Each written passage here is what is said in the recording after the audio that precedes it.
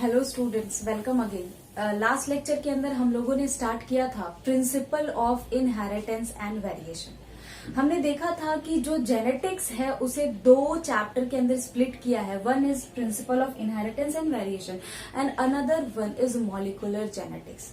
Clear? So हम लोगों ने लास्ट लेक्चर के अंदर देखा कि जेनेटिक्स होता क्या है और जेनेटिक्स में हमें क्या पढ़ना है। Genetics is all about study of heredity and variation. ये हमने लास्ट लेक्चर के अंदर देखा था।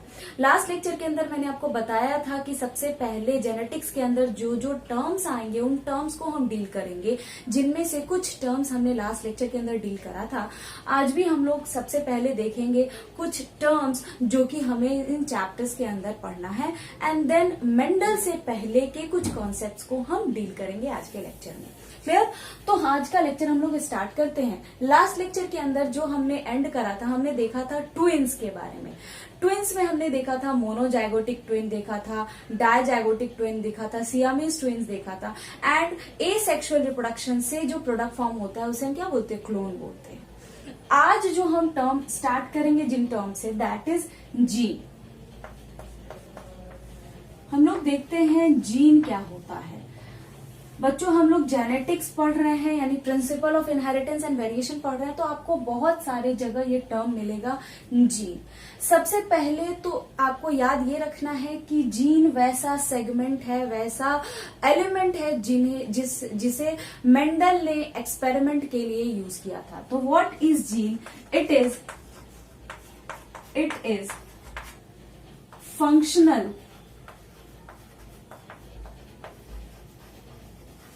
segment of DNA. पहला इंपॉर्टेंट चीज, तो डीएनए का अगर आपसे पूछा जाए फंक्शनल सेगमेंट मतलब वैसा पार्ट डीएनए का जो फंक्शन करता है, जिसके कारण हमारे बॉडी में मेटाबॉलिज्म होता है, यानी हम सारे फंक्शन को परफॉर्म कर पाते हैं, that functional segment of DNA क्या है? जीन है। ये हम आगे मॉलिक्यूलर जेनेटिक्स के अंदर देखेंगे कि किस तरह से जो डीएनए का फंक्शनल सेगमेंट है वो जीन है। जीन को हम क्यों बोल रहे हैं डीएनए का फंक्शनल सेगमेंट। उसके बाद नेक्स्ट पॉइंट अगर देखा जाए, जैसा कि मैंने अभी आपको बताया, जीन जो है ये क्या है? इसे हम बोलते हैं मेंडेलियन फैक्टर और एलिमेंट। मेंडल ने जिस फैक्टर को लेकर के, जिस एलिमेंट को लेकर के वर्क किया था, दैट इज जीन। इसीलिए जीन को मेंडल का फैक्टर या एलिमेंट बोला जाता है। उसके बाद अनदर इंपॉर्टेंट पॉइंट, इसे हम एक एग्जाम्पल से समझते हैं।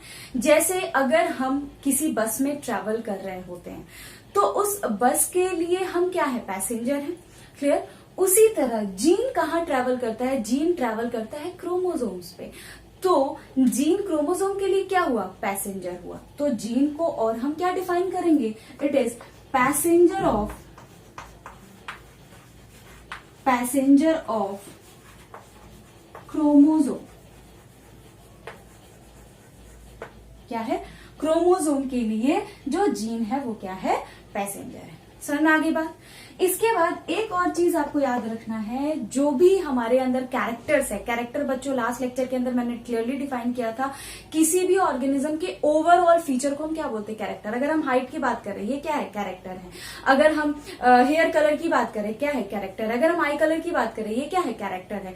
सो स्टूडेंट्स, जो कैरेक्टर है उनको कौन कंट्रोल करता है? तो उनको कंट्रोल करते हैं जीन। यानी जीन को बोला जाता है कंट्रोलर ऑफ कैरेक्टर, यानी हमारे सारे के सारे फीचर्स को कौन कंट्रोल कर रहा है? जीन कंट्रोल कर रहा है। तो इसे हम नेक्स्ट और क्या डिफाइन करेंगे? Controller of character. Controller of character. समझाएगा क्या है gene? Gene is also controller of character. Next एक चीज और हमेशा याद रखिएगा, जीन जो होता है हमेशा पेयर में प्रेजेंट होता है, इसीलिए हम इसे बोलते हैं always present in pair in diploid form. यानी दो ट्रेट्स प्रेजेंट होते हैं जो मिल करके एक जीन कहलाते हैं। तो इसीलिए हम यहां इस पॉइंट को भी मेंशन करेंगे, always present in pair as diploid। Clear? तो अगर आपसे पूछा जाए व्हाट इज जीन, तो सिंपल टर्म्स में आपको बोलना है, एक सेंटेंस में डिफाइन करना है। या तो आप बोलिए functional segment of DNA. DNA का फंक्शनल सेगमेंट क्या है? जीन है। आपके बॉडी में जो मेटाबॉलिज्म हो रहा है, जो वर्क आप कर पा रहे हो, जो एंजाइम बन रहा है, जो प्रोटीन बन रहा है, सारे के सारे जो सेगमेंट्स जो भी बन रहे हैं, उसके लिए फंक्शनल, मतलब डीएनए का फंक्शनल सेगमेंट है जीन। जीन ही वर्क करता है, तो ये सारे प्रोसेसेस आपके बॉडी में होते हैं। ये आगे हम लोग देखेंगे मॉलिक्यूलर जेनेटिक्स के अंदर। Next is Mendel. मेंडल ने जिस फैक्टर या एलिमेंट पे वर्क किया था, जिसे फैक्टर बोला था, जिसे एलिमेंट बोला था, वो क्या है? वो है gene. Another one is gene कहाँ ट्रेवल करता है? क्रोमोसोम्स पे। इसी कारण हम क्या बोल रहे हैं? Passenger of chromosomes. नेक्स्ट, हमारे कैरेक्टर को कौन कंट्रोल करता है? जीन कंट्रोल करता है। That's why we call gene is a controller of character. And another important point जो आपको याद रखना है कि हमेशा किसमें प्रेजेंट रहेगा? पेयर में प्रेजेंट रहेगा, एज इन डिप्लॉयड। क्लियर? सो आप इसको नोट डाउन करिए, फिर हम नेक्स्ट देखते हैं एलिल्स क्या होते हैं। तो पहले आप इसको नोट डाउन कर लीजिए। सो स्टूडेंट, नेक्स्ट हम देखते हैं एलिल। एलिल क्या होता है? What is allele? बहुत ही इंपॉर्टेंट है, ध्यान से समझिएगा, क्योंकि ये समझिएगा तभी आपको आगे मेंडल्स के जो लॉज है वो क्लियर आउट करने में इजी होगा। एलिल क्या है? अगर एक सेंटेंस में हम डिफाइन करें तो a pair of contrasting traits. क्या हम बोलेंगे? What is allele? It is a pair of contrasting traits. अब यहां हम समझते हैं what is this contrasting trait.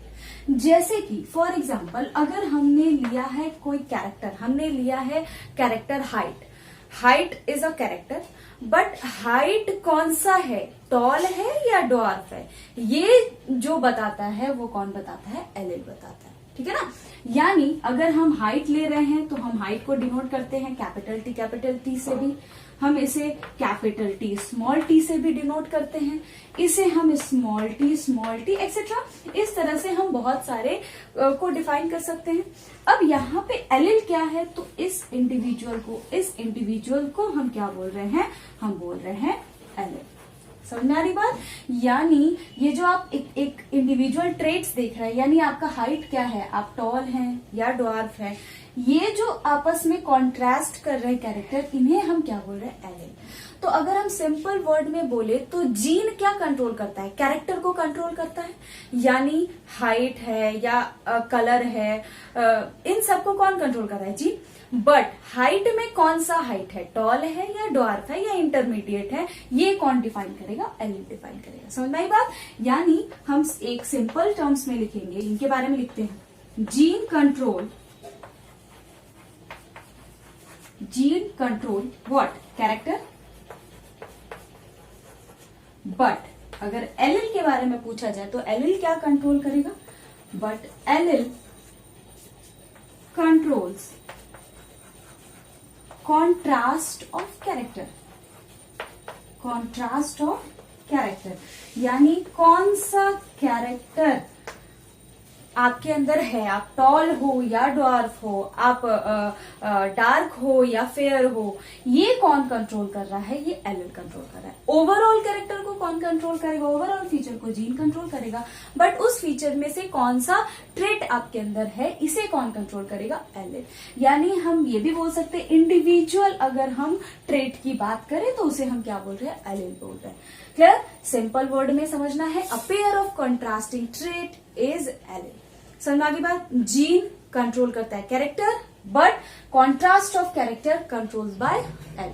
समझ में आगे बात? ठीक है, आप इसको नोट डाउन करिए, फिर हम इनसे रिलेटेड और भी कुछ टर्म्स देखते हैं। सो स्टूडेंट, नेक्स्ट अगर हम बात करें टर्म का, तो very important term is phenotype. हम जगह जगह देखेंगे फिनोटाइप टर्म। फिनोटाइप कहने का मतलब क्या होता है? पहले हम इसे एक एग्जाम्पल से समझते हैं। अगर जस्ट हम समझ रहे हैं कि अगर हमने किसी प्लांट को देखा, फॉर एग्जाम्पल अगर हमने किसी प्लांट को देखा, वो प्लांट टॉल है या ड्वार्फ है? Tall and dwarf plant. तो ये क्या है? ये जो हम बोल रहे हैं टॉल प्लांट है या डॉर्फ प्लांट है, ये क्या है, ये है फिनोटाइप। उसी तरह अगर हम किसी फ्लावर को देखें, फ्लावर का कलर आपको रेड दिख रहा है या व्हाइट दिख रहा है, तो that colour, flower colour is what, phenotype, यानी रेड एंड व्हाइट फ्लावर। ठीक है, सो यहां से निकल के एक ही बात आ रहा है कि what is phenotype, external appearance of character.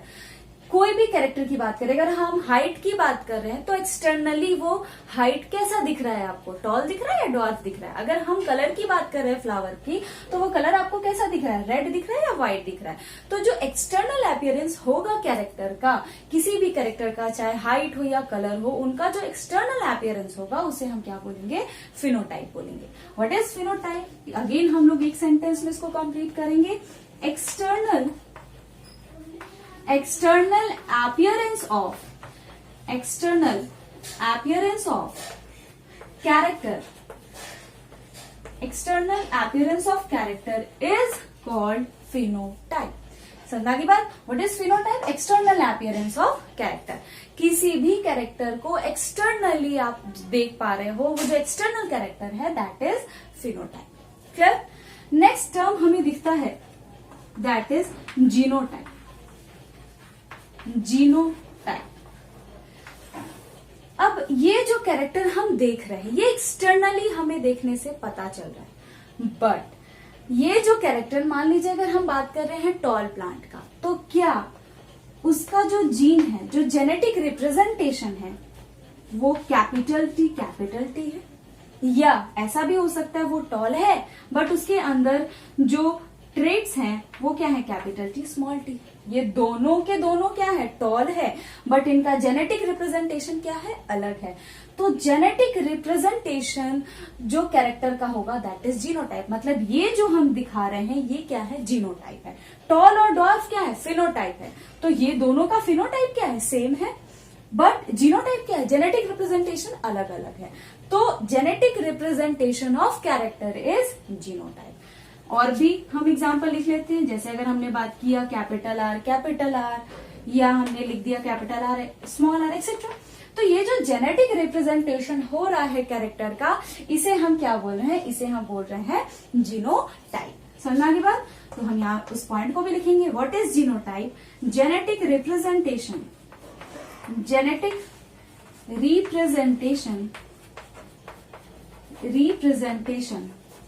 Of character. Genetic representation अगर हम कर रहे हैं कैरेक्टर का, तो इसे हम क्या बोल रहे हैं, इसे हम बोल रहे हैं जीनोटाइप। क्लियर बात।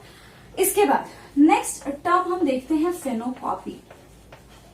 What is phenocopy? फिनोकॉपी कहने का मतलब, for example capital T and capital T small T, इन दोनों को हम क्या बोलेंगे, फिनोकॉपी। क्यों?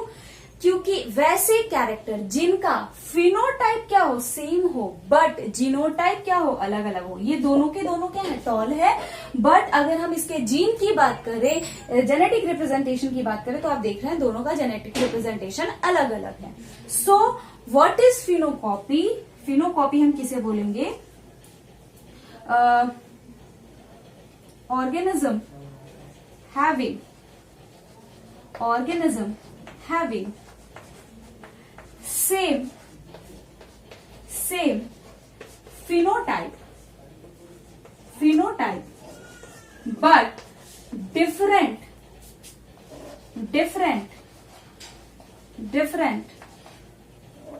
जीनोटाइप। तो इसे हम क्या बोलेंगे, इसे हम बोलेंगे फिनोकॉपी। समझ आ गई बात। So students, one is phenotype, यानी एक्सटर्नल कैरेक्टर की अगर बात करेंगे, एक्सटर्नल आपको क्या दिख रहा है, टॉल दिख रहा है, डॉर्फ दिख रहा है, तो फिनोटाइप।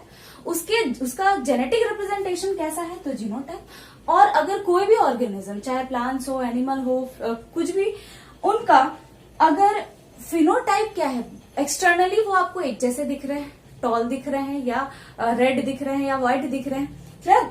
लेकिन उनका जेनेटिक रिप्रेजेंटेशन अगर अलग अलग है, तो उस तरह के ऑर्गेनिज्म को हम क्या बोलेंगे, फिनोकॉपी। समझ आ गई बात। तो आप इसको नोट डाउन करिए, फिर आगे कुछ और भी टर्म्स हैं जिन्हें हम देखते हैं। सो स्टूडेंट, नेक्स्ट टर्म हम देखते हैं होमोजाइगस।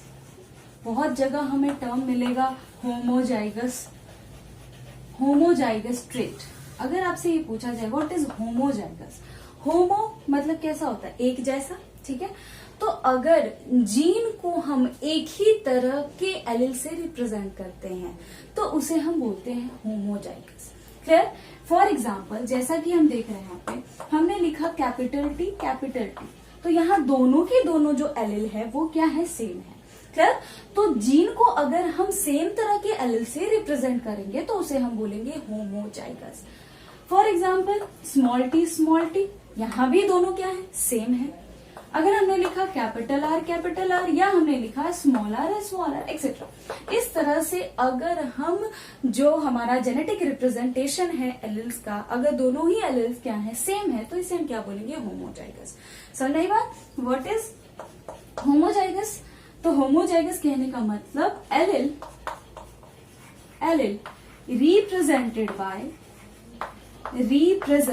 Bye similar allele. अगर एक ही तरह के एलिल से रिप्रेजेंट हो रहे हैं तो उसे हम क्या बोलेंगे, होमोजाइगस। क्लियर? उसी तरह नेक्स्ट टर्म आता है हेट्रोजाइगस।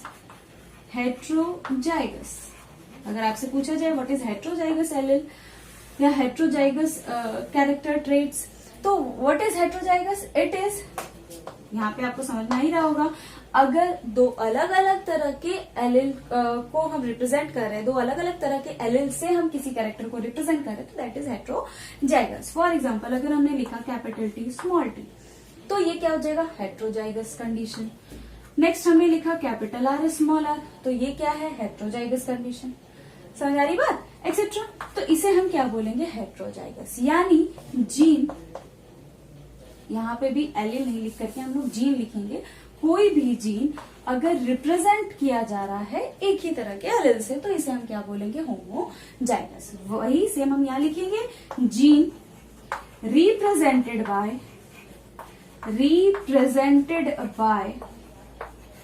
Different allele.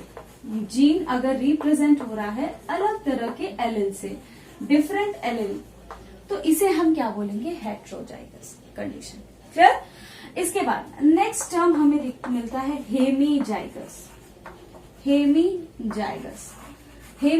समझ में आ गया होगा। सिंगल, अगर किसी भी जीन को आप रिप्रेजेंट कर रहे हो सिंगल एलिल से, इन जनरल ऐसा होता नहीं है, बट इन केस अगर म्यूटेशन हो गया तो उसके कारण ये पॉसिबिलिटी है कि जीन आपको सिंगल एलिल के फॉर्म में मिल सकता है, ठीक है ना। तो उस कंडीशन को हम क्या बोलते हैं, हेमीजाइगस। फॉर एग्जाम्पल, अगर हमने लिखा कैपिटल टी या हमने लिख दिया स्मॉल टी, तो ये एक लौता रिप्रेजेंट कर रहा है जीन को, ठीक है ना। सो अगर हमने लिख दिया कैपिटल आर या स्मॉल आर एक्सेट्रा, इसे हम क्या बोलेंगे, हेमीजाइगस कंडीशन। यानी gene represented bye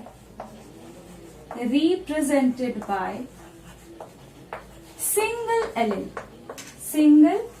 allele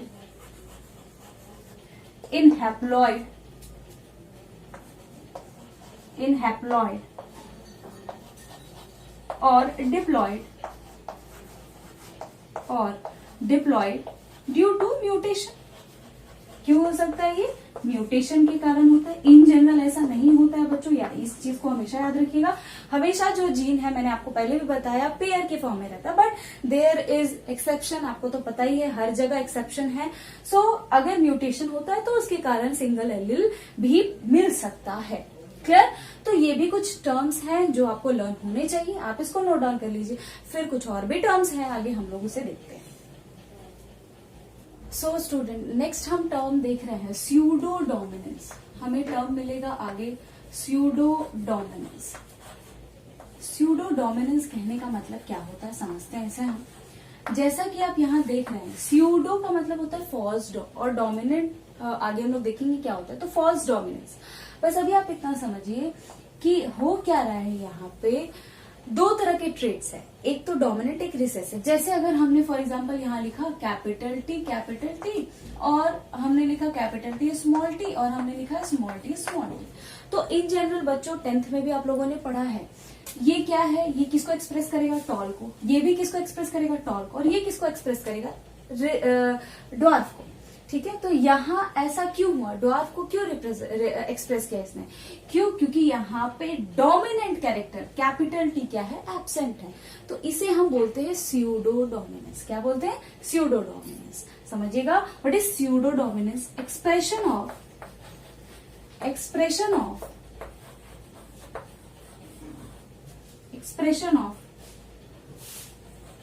dwarf, not dwarf, expression of recessive trait,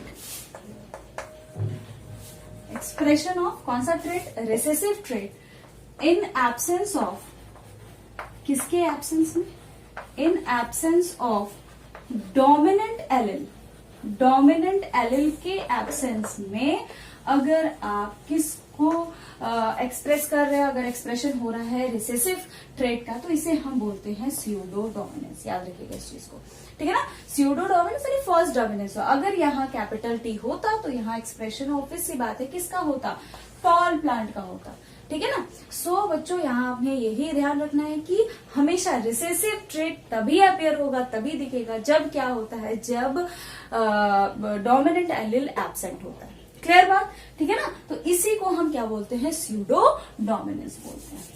clear. इसके बाद नेक्स्ट टर्म हम देखते हैं हेट्रोसिस। आप लोग प्रीवियस ईयर क्वेश्चन सॉल्व कीजिएगा, उसमें आपको ये टर्म मिलेगा हेट्रोसिस, या इसे और हम क्या बोलते हैं, हाइब्रिड विगर।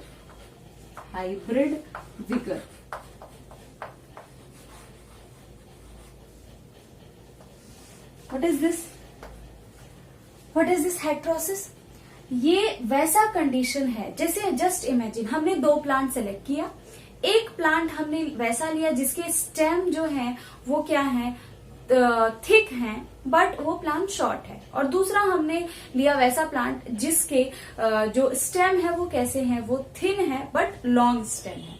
क्लियर। और उन दोनों को क्रॉस करा दिया। क्रॉस कराने के बाद जो हमें प्लांट मिला वो प्लांट लॉन्ग था और उसके साथ साथ वो कैसा था, उसके जो स्टेम थे वो थिक थे।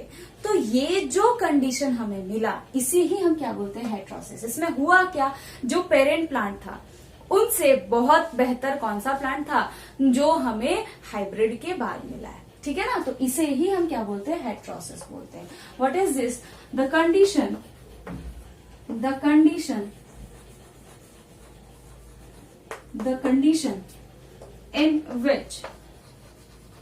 which hybrid contain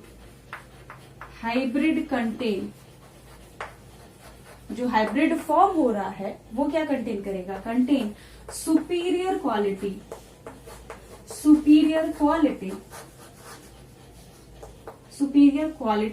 then parents से ज्यादा सुपीरियर क्वालिटी किसमें होगा, हाइब्रिड के अंदर होगा। समझ आ गई बात, ठीक है ना। तो इसे ही हम क्या बोलते हैं, हेट्रोसिस या हाइब्रिड विगर। इसके बाद नेक्स्ट टर्म आपको एक और मिल सकता है, गायनेंड्रोमॉर्फ। गायनेंड्रोमॉर्फ को और हम क्या बोलते हैं, इसे और हम लिखते हैं सेक्स मोजाइक। फॉर एग्जाम्पल ये आपको किसमें देखने को मिलता है, Drosophila,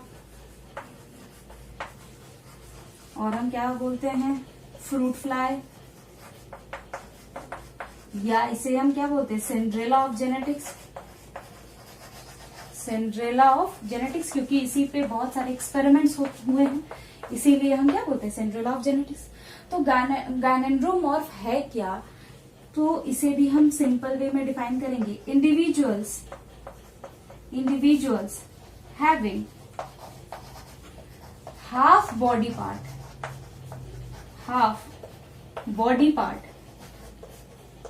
as male and half as female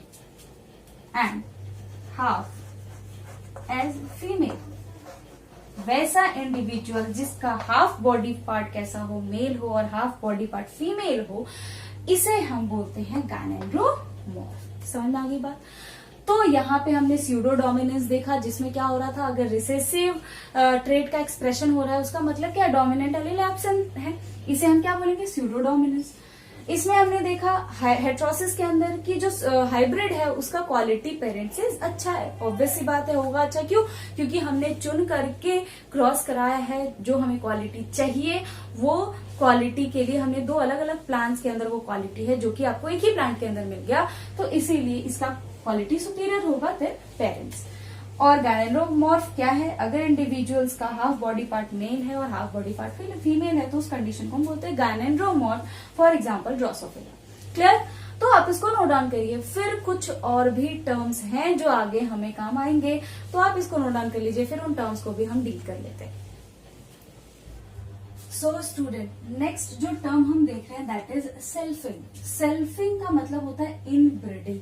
कहने का मतलब अगर फर्टिलाइजेशन सेम प्लांट के बीच हो रहा है, सेम वेराइटी ऑफ प्लांट के बीच हो रहा है, तो इसे हम बोलते हैं सेल्फिंग। कहने का मतलब अगर कैपिटल टी को हम क्रॉस करा रहे हैं कैपिटल टी से, या स्मॉल टी को क्रॉस करा रहे हैं स्मॉल टी से, या कैपिटल टी स्मॉल टी को हमने क्रॉस कराया कैपिटल टी स्मॉल टी, यानी दोनों के दोनों जो हम जीन ले रहे हैं वो दोनों का दोनों सेम होना चाहिए, उसे हम क्या बोलेंगे? सेल्फिंग बोलेंगे। ठीक है?